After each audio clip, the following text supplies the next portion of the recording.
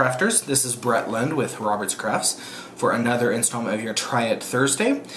Today we are going to make this fun little charm bracelet using shrink film, the Cricut Imagine, and a Cricut cartridge. So this is what it's going to look like. And for this you're going to need the Better Together cartridge, and this is for the Imagine.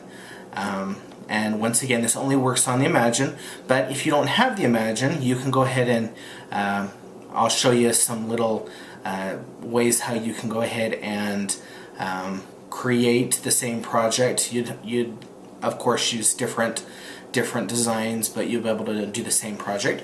And then also the other thing that you need is, this is inkjet shrink film. Basically this is Shrinky Dinks. If you remember Shrinky Dinks a long time ago. But this is Shrinky Dink film specifically made for your inkjet machine.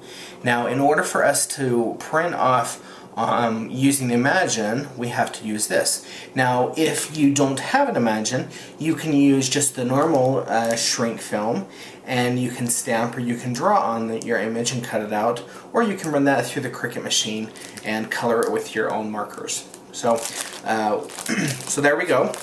What you want to do is you want to take a sheet of this this shrink film, and this film is white, and they come 6 to a package. So this is what it looks like. It's just white shrink film, and you can print off on either side. It doesn't matter. You'll go ahead and attach this to your mat, your Cricut Imagine mat, and then what you'll want to do is you want to do a multi-cut of 3 with the highest speed and the highest pressure. And I believe those are 5. And so what you'll do is then it will go ahead and cut them out, and then these are what they're going to look like. Okay, now what I did is I cut these out at a size 1.5 inch.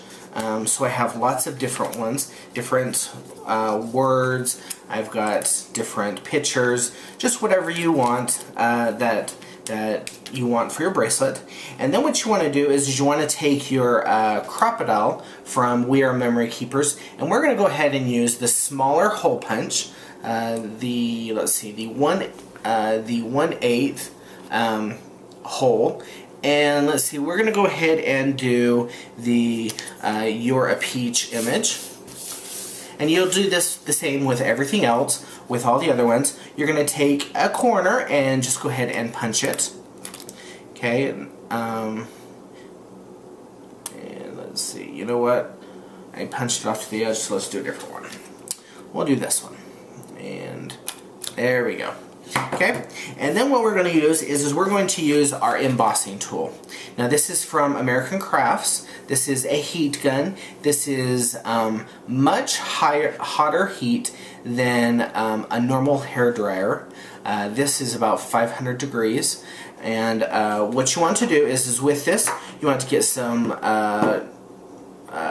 wire, tweezers, some, you know, whatever you want, because what's going to happen is you're going to shrink this down, and you want something to hold it so your fingers don't get burned. So what we'll do is we're going to go ahead and heat this, and you'll notice that the whole image is going to start to curl, and then once it curls, then I will show you what we're going to go from there.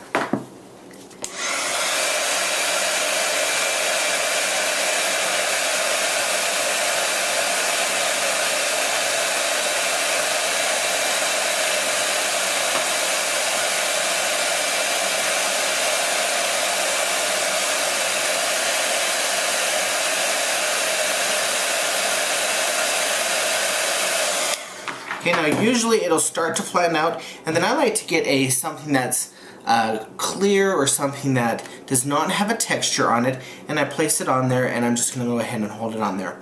What I'm doing is I'm flattening out the image so it doesn't stay curled. And the reason why you want to flatten it out is because once this dries, it's very hard to maneuver it. So once we've flattened it out, it's probably cool by now.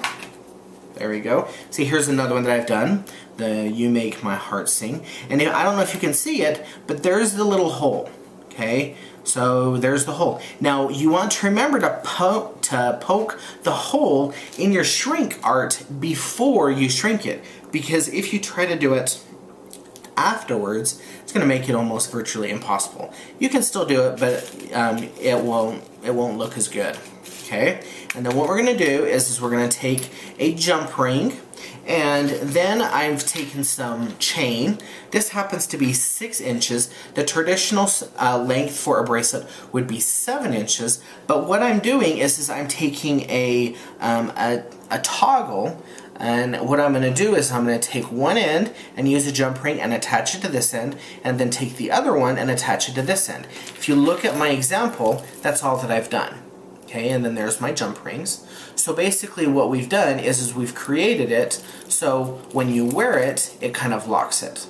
Okay, so we're going to go ahead and attach the toggle onto those ends, and then all you want to do is you want to take your jump ring. Now if you remember with jump rings, the way how these guys work is it's kind of open. Now with a jump ring, you always, the easiest way that I found is you hold a jump ring and then you always pull front to back. See how I opened it up that way? You never pull this way. You never try to open it this way, because what happens is if you try to pull it that way, kind of like separating the ring, what happens is you lose the shape. And with this, just by going front to back, it maintains the shape and it still is left open. Then all you do is you take your charm and we're gonna thread it on there, and then you take this charm and attach it to your bracelet. Close your jump ring back up.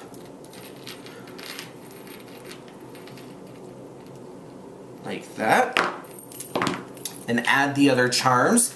And then before you know it, you have a really fun charm bracelet. Super easy, a really fun project to do. I've done this before in the past, and another fun thing that I like to do with this is I have my kids' pictures on one, so you could print off your pictures. So you could have a picture charm bracelet, you could put beads on here, you could put ribbon on here, whatever you like to your heart's content.